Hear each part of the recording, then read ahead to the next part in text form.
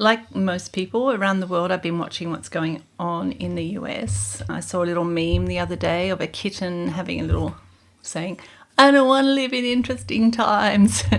So I think a lot of us feel for people in the US and what's going on there at the moment. I did want to have a look at the US chart and just get a little bit of a picture from a human design point of view. So here's the chart, and I think, isn't it interesting that the USA is a projector? Possibly, I would have guessed a manifesting generator. But what's interesting is we have two centaurs, Theraeus and Hidalgo, which are in gate 5 and gate 9. And if we pop those, they're both in gate 5 and they're both in gate 9 and the design and personality sides. And if we pop those in, we actually get a manifesting generator chart, which is quite interesting. If we look at that Theraeus centaur, which I have sitting right in my sun, so I have some familiarity with the energy. We've got enormous creative and physical energy that is difficult to manage, conflicts between the instincts and social codes, collisions with authorities, energy that's so turbulent and has such great creative potential but is very difficult to channel through more conventional ways. There's an impetuous self that as soon as it feels like a loss of identity, it will actually trigger a chronic dormant conflict. You couldn't describe the US any better than that at the moment, I think. So that's just interesting in terms of that Theraeus centaur creating the manifesting generator energy. What we do have, though, is, in the purity of the standard chart, we have that projector nature. Now, projectors are naturally designed to guide, manage, and direct others, but don't have sustained energy. We've got an open sacral here. So they have to wait for the right opportunities, the invitations, if you will, and choose wisely what they engage with. I wouldn't say that's maybe a little bit how the US operates. I'm curious to know what you think about that. So we've got 4 channels, the 4816, which is developing skill in applying deep wisdom to cultural issues. We've got the 5710, that existential individual expression. 31.7, leadership based on influence, and I think it's and being called out, right, a projector leadership channel.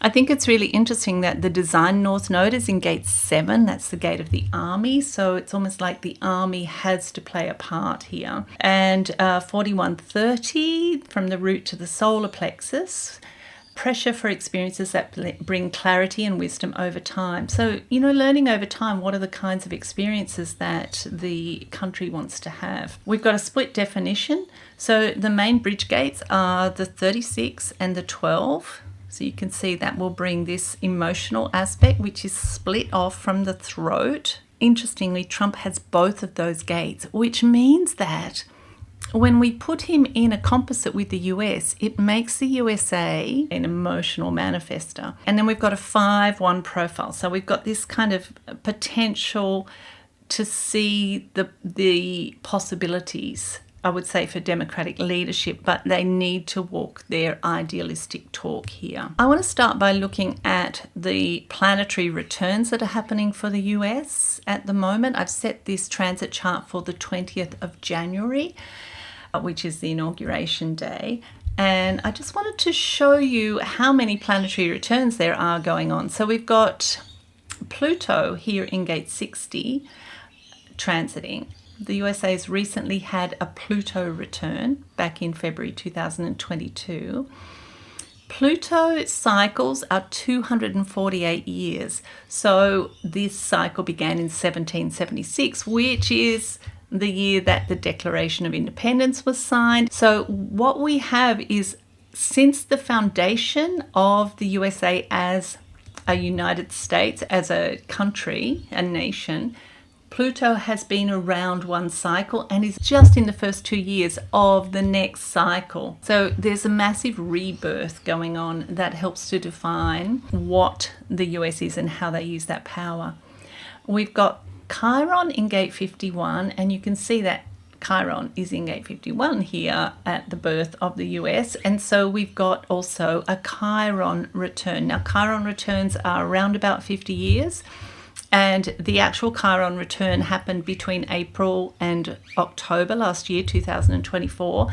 And we'll get another hit on that on the 18th of February, 2025, because Chiron's gone direct, retrograde, and direct over that 51.6. Chiron's about finding the blind spots that cause suffering and supporting us to be able to see them, to turn that suffering and that woundedness into a strength.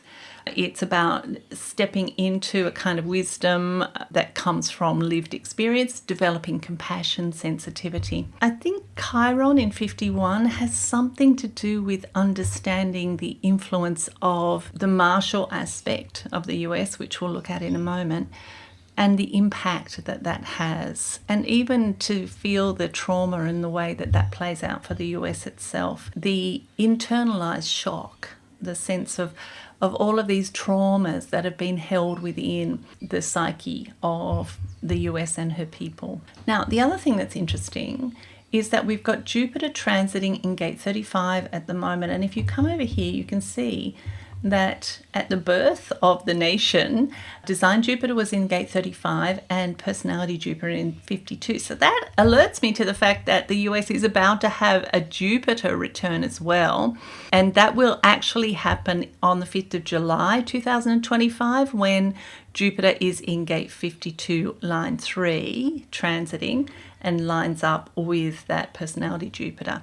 So Jupiter cycles, not so big and important as the others we've looked at. It's only 12 years, but they always bring a closure to a certain way of seeing ourselves, a certain story that we tell about ourselves. Our own mythology needs to get an upgrade, and it deepens our understanding of ourselves. And it also brings a renewed faith in life, new growth, expansion, and opportunity. So that's kind of interesting, isn't it, to see that coming up in February. So let's have a look at the planets. They're so interesting. Notice that Earth, Moon, and Saturn are in gate 57, and the Sun, Mars, and Chiron are in 51. If we put those planets together, the Earth, Moon, and Saturn, it suggests a sense of responsibility. That's Saturn. That's very practical. That's the Earth. It's emotionally difficult, though. That's the Moon. Those planets suggest, if it was a person, a child who had to grow up too quickly, for example. It suggests a feeling of a burden, trying to be mature and serious, that's Saturn, as a way to protect feelings of inner vulnerability. Earth, Moon, and Saturn for a person would be a very, very difficult combination of planets to manage, because that Moon can always hide behind the Saturn. It could represent, as a country, people trying to hold down their emotions, and that kind of fits with the Chiron in the 51 thing, this sense of constant shock and not being able to respond emotionally in really satisfying ways to that shock, or healing ways to that shock. I think about, with a person, I would generally think with this that they grew up in a very turbulent household and that they have some fairly strong coping mechanisms as a result of that. But also I would think with Chiron and Saturn there, over time, they would learn to be incredibly resilient and to be able to weather anything in a healthy and stable way. Saturn eventually does become quite a healthy, stable energy if used correctly over time. What do you think about that? It's interesting to think about a country rather than a person. In gate 57, I think that we could see potentially excessive attention to issues of safety and security. Gate 57 does have a bit of a shadow paranoia to it, but on a positive note, it suggests a high level of alertness and intuitive clarity about very practical on the ground matters, right? The spleen center. Sun, Mars, and Chiron in the 51 suggests a blind spot of woundedness to the damage done by constantly trying to be the grown-up in the room. It's almost like the US hasn't really got that kind of longevity that, say, nations in Europe have, but they're trying to be the one who's, the leader running the show. And in fact, if they fall back into that projector energy and operate correctly and lead when they're invited to lead, then we'll get a more organic sense of leadership coming from the US rather than potentially that Mars energy, bold and active, rushing forward too quickly, and wounding, because we've got Chiron there as well, and the Sun. So wounding the sense of identity, the sensitivity to the identity. So I bring in that Mars energy, and both Mars and the Sun get wounded. And I'm just thinking about Zuckerberg yesterday saying there needs to be more masculinity in Facebook. I'm sorry. I mean, that was ridiculous. But almost like the very idea of toxic masculinities come out of the US. And you can see here the wound to the identity of the masculine is a really important part of this. The personality Sun and Earth in gate 38 and gate 39 are in the root center. And this is about having a really solid foundation by being able to work, to hold to your individuality, but also to be able to work with other people. But it's about security. We're in the root center. Is it safe for me? Is it safe for me to collaborate with other people? Is it safe for me to negotiate and find common ground on the 38? Is it safe for me to ask help from other countries in the 39? Notice that all four of the incarnation gates, the 51, 57, 39, and 38, are in the individual circuitry, which is about self-empowered birthing of something totally new with the potential to transform the collective. Okay, the holographic chart for the US shows us what's happening now based on the progressions in astrology. And again, I've set this up for the 20th of January, 2025, Inauguration Day. So the solar cycles last 6 years, one line per year. Notice that on the design side, the Sun and Earth are in line 6, which means the US is completing a solar cycle. Now that's on top of all of those returns that I've mentioned. So there's a lot of change going on right now. I think it's interesting to remind ourselves that this change is happening.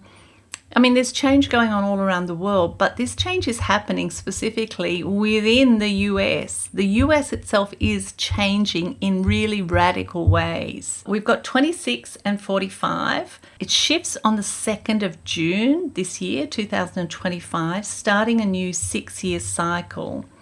And because we've got the Sun and the Earth here, we're talking with the solar cycle, we're talking about a shift in the way in which the US thinks about who it is, but also a shift in the perception of who they are in the world. The holographic chart is a layer that shifts our perception so that we look at things differently. So when there's a change, it doesn't necessarily mean that the world around us changes the way it does with a return chart. Definitely external factors will shift for us. But with the holographic, it's more an internal shift. We tend to perceive or filter things differently. So just briefly, the 26, internal discipline, the capacity to work for long-term gain, doing the internal work to prepare for important moments. 26 is all about building integrity, and it forms the basis for the community leadership in gate 45, which works towards shared common goals. Now that's also an important part of the 38. Without the integrity of character that's built up in the 26, the 45 is only in it for themselves. The attention that the last 6 years have brought to the US is how important integrity of character is, and how important that integrity of character is in terms of establishing commonality rather than selfishness, particularly from its leaders. In 26 line 6, all the energy of integrity and working for the common good finally comes to fruition. I think this has to do with the way people now are saying, hang on, if we have these really selfish leaders, then we need to find other ways to come together and create a future for this country. The I Ching says, this is Hilary Barrett, it is beyond your capacity to understand the powerful new direction that you are headed in, and the best thing you can do now is go with the flow. This is incredibly powerful creative energy that's flowing through your life now. And you can manage it because you have spent the last 6 years building up integrity, and that integrity allows you to deal with disruption, the 44 being the disruption in the human design chart. In gate 45, line 6, things can get messy. No one knows who's in charge. Chaos takes the reins. But what the overall movement is to guide the country back into integrity. It's all about having good character working for real common goals rather than selfish goals. It is, in effect, I think, really creating a worldwide major shift to the way in which we think about communal leadership, the leadership of countries, the leadership of organizations. Think about United Health and what happened there and how that leadership was considered to lack integrity. So I think those are the kinds of themes that are covered here. Okay, so on the 2nd of June, the Sun and Earth are going to shift, and we have an entirely different energy then. Gate 11 up in the Ajna Center, so mental energy, is openness, balance, smooth progress, and beneficial outcomes. Gate 12 in the Throat Center, leading down to the Solar Plexus Center, obstruction, imbalance, stagnation, and a lack of progress. Bringing those two energies together, and when those two gates are working in our chart in whatever way, we're learning how to work with the ebb and flow of life's natural rhythms. We're learning to understand that it's not about us, that things ebb and flow. And when life is good, we shouldn't become complacent. Now, I think this is a really important part of what's shifting in our idea of democratic representation and the way in which we're governed, is that so many people have just switched off and said, oh, well, they're looking after it, I don't have to. We can't become complacent. We should all be involved in our own governance in all kinds of ways. Also, when we meet obstruction or feel blocked, we shouldn't give in to despair, right? So things are sometimes chaotic and in transition, and that just requires a different kind of effort from us from when things are good. So going back to Inauguration Day on the holographic chart, can you see that both the design Mercury and Mars, so design Mercury and Mars, are both in line 1? And that means they've just shifted in the holographic chart layer. So Mercury shifts about every 4 years, unless it's retrograde, and Mars shifts about every 10-ish years. Mercury shifts, they're important, but Mars shifts will change your life. Mercury in Gate 5 is about becoming more conscious, about being patient and going with the right timing. And while we're waiting, we can take time to prepare, reflect, and develop faith in unfolding events. Mars in 46 is about taking a series of small, determined steps towards a larger goal. And again, it reminds us to trust in the process to bring success.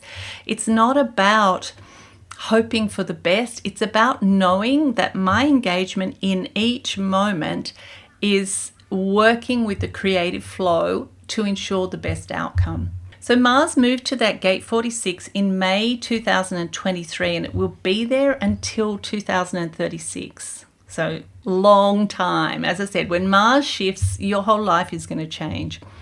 Before Mars shifted into this gate, so prior to May 2023, it was down in Gate 6 in the Solar Plexus Center in the Gate of Conflict. So in Gate 6, the US was learning for around about 10 years that carrying conflict to the bitter end helps no one, and just creates an endless cycling of conflict and reprisals.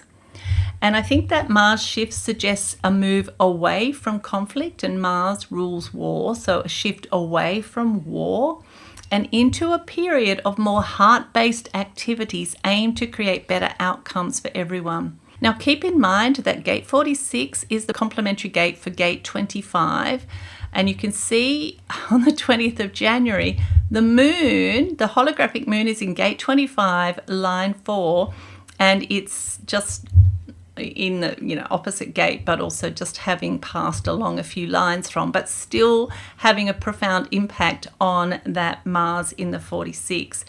And that Neptune's about to move to 25. I suspect that will create problems initially up until 2026, probably the end of 2026, because we've also got Saturn going into that Gate 25. Problems not in terms of conflict, but in terms of how do we reconnect with our own innocence and take determined action, 46, take determined action to create better outcomes.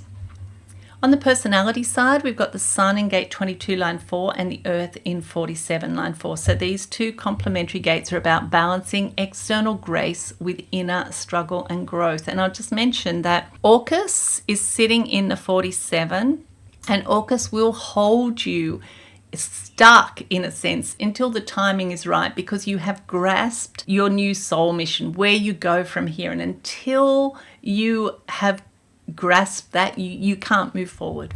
I always think with Orcus of Nelson Mandela being put in prison and he had 27 years to really think about his leadership, not to suggest it's going to last that long. 22 line 4 is about lighting up new beginnings, but at this stage we don't really know where things are going. We're just keeping things as simple and authentic and real as we can and finding the grace in that.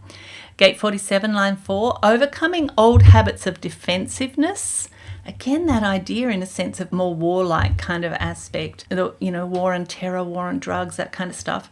Not being able to connect with others and potentially other countries.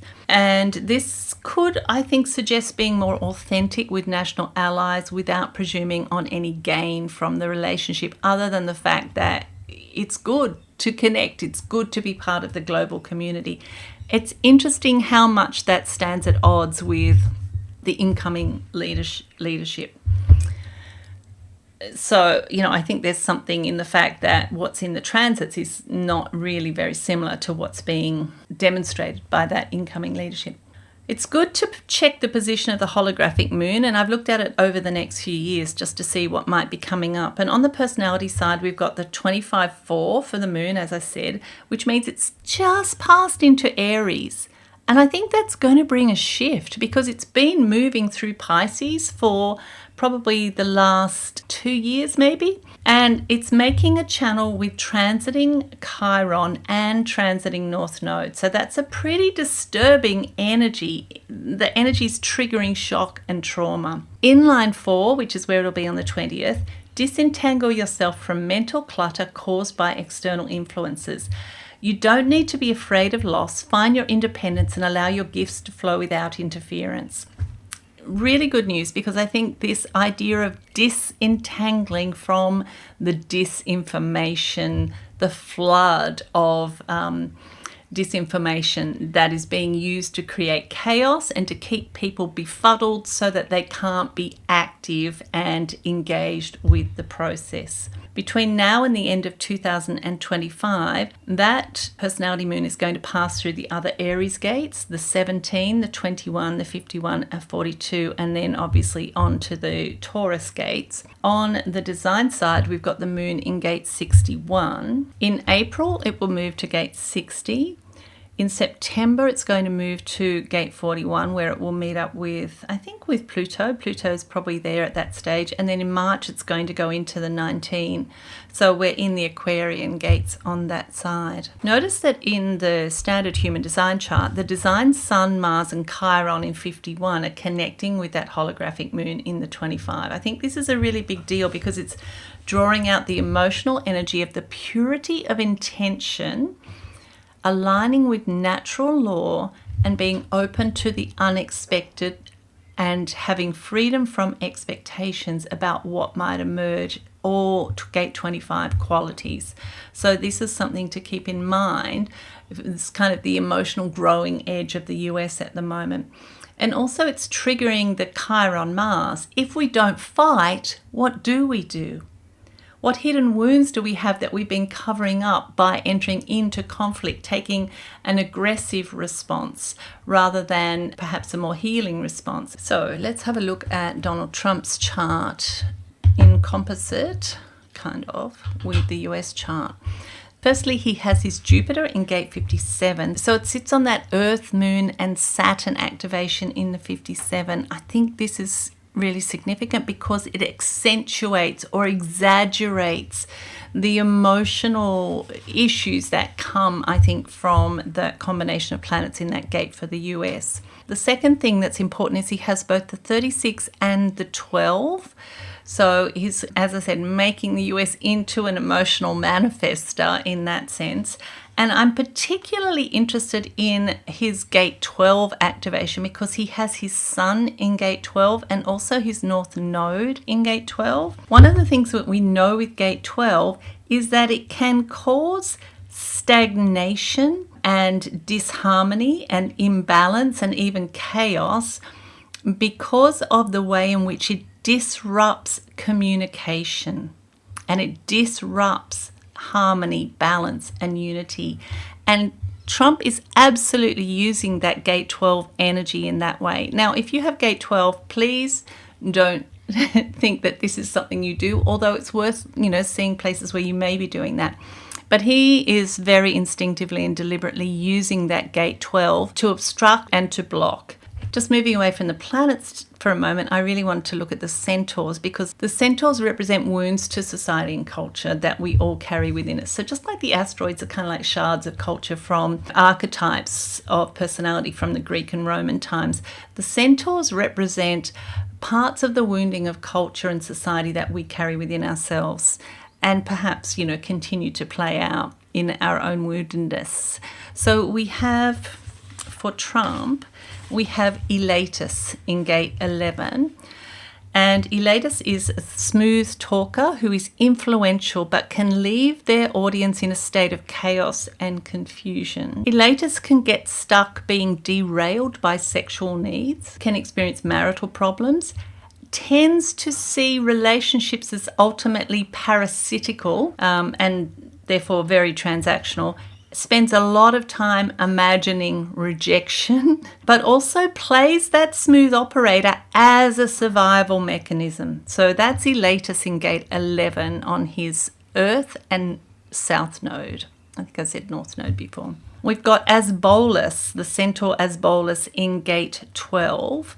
Asbolus is creative negativity, reptilian brain, the satanic. It's an intuitive awareness of privacy and personal boundaries and a heightened awareness of threats to privacy and security. I mean, he doesn't use a smartphone. He doesn't use email. It's an ability to predict the future specifically in order to exact revenge. And it creates an entangled vortex-like information ecosystem. Can't experience human kindness and pervading loneliness leads it to act in evil ways. Oh my God. I mean, really. I think those two in particular, just on his sun and earth, are incredibly telling about the nature of the person. If we think about those as aspects of the US personality and how Trump is reflecting those things back to the US, we have a smooth talker who uses, being a smooth operator as a survival mechanism and transactional relationships. And then we have with Asbolus this idea of the way in which we need to balance our own privacy and security needs with connecting with other people, so not to be so paranoid that we internalize and lose our sense of being able to connect with the world. And then also radical self-integrity that leads to our capacity to be able to, again, to connect in ways where we don't feel threatened. There's also an aspect of Asbolus that is about being able to detect and care for others around the issues of privacy, security, but also the way in which human rights can be violated, because the negative aspect of Asbolus enjoys the violation of human rights, but the positive aspect is very much around having an awareness about what to do about that. So again, a kind of a shadow aspect of that centaur coming out. Let's have a look at our next and last protagonist in our story, Elon Musk, who apparently wants to buy the entire world. This is, of course, what happens when you don't know how to make friends and you have gazillions of dollars. One thing I love about Musk's chart is that he has Icarus in gate 21, flying too close to the sun. And in fact, it's kind of interesting because the true craftsman was Diodas, Icarus's father, and Icarus took the technology that his father was gifted enough to create, and he flew it too close to the sun and destroyed it. We've got 4 electromagnetics here. I won't go into those because I don't think that they're super important. The main thing that is kind of jumps out at me with Musk is he's got this 3420, which is making a channel with that 57. So the 57 is a really big deal in the US chart, and particularly also because we've got, Chiron having spent all that time in the 51, and then also the 25 transits and the progressed moon in the 25. So what Musk is able to do is draw the energy from the 52, focus attention through this channel. So we've got the Jupiter in the 52. So there's a lot of potential there, but it's kind of stuck. It's talking about a kind of an arrested development or an attempt to be too big too soon. And I think that Musk, for the US, I think Musk kind of plays into that, because with his Jupiter in the 9, right, expansion, what's happening is he's like pushing the US too soon. Everything's too soon. Everything's too quick. We're trying to make something. We're trying to do that classic manifesting generator thing of rushing things and getting ahead of ourselves. So that's what I see. He's kind of drawing up what could be emotional energy, what could be about in the 4130, gradually over time developing a deeper wisdom. But he's like, let's push it through to the throat. Let's make something of it now. I think about the way in which he rolls things out and then they just kind of crash and burn because he doesn't take the time to really make sure that they work for people. I'm just thinking about the Tesla cars, for example, or the rockets that blow up and the Tesla cars that blow up. So yeah, I think that kind of pushing energy from him is a big problem. In my asteroid book, I've written about Hephaestus, which was an asteroid or a mythology that absolutely fascinated me. The thing with Hephaestus was that he was this incredibly gifted person, but because Aphrodite didn't love him, he wasn't blessed with the attention of Aphrodite. Mars got all the attention. That Hephaestus was constantly unhappy and felt unfulfilled. Musk has Hephaestus in gate 45. There's a sense that he can never be, it doesn't matter what he achieves and how brilliant and gifted he might be in various ways. Until he has the love of his Aphrodite, he will always feel unfulfilled. And I think that speaks so strongly to that whole incel movement, even the kind of techno-geek kind of movement in the US. I just think it leads to a very unbalanced way to experience life. And there is this kind of existential sense that something is missing. I was doing some research on the history of AI this morning, and one of the things that struck me was even going back to ancient Greece, how there was this discussion by all of these men about how to create life. It was all about how to create life. And I feel like having those strong defense mechanisms that isolate so that you can't engage in that duality, in bringing the two poles of the masculine and feminine together, and we're talking about relationships, and actually creating love, creating beauty, creating life with other people, essentially trying to do it alone, it leaves this void. And in that void, there is all of this crazy behavior that I think Musk and Trump and a whole lot of other, Andrew Tate springs to mind. So just to finish up, I just want to point out that the transits on the 20th of January have the moon in gate 57 at midday, which is when the inauguration is. And, that's only a small detail. It's only a few hours, but I think it really speaks to the fact that gate 57, that existential awareness of potential to paranoia, but also at the, from an emergent point of view, for me, gate 57 is about really recognizing that we are all connected, and that it's through those connections and our capacity to feel safe enough to engage in those connections that we are actually able to be fully present in gate 20, and to be able to bring our individuality to a place where we can do something worthwhile together.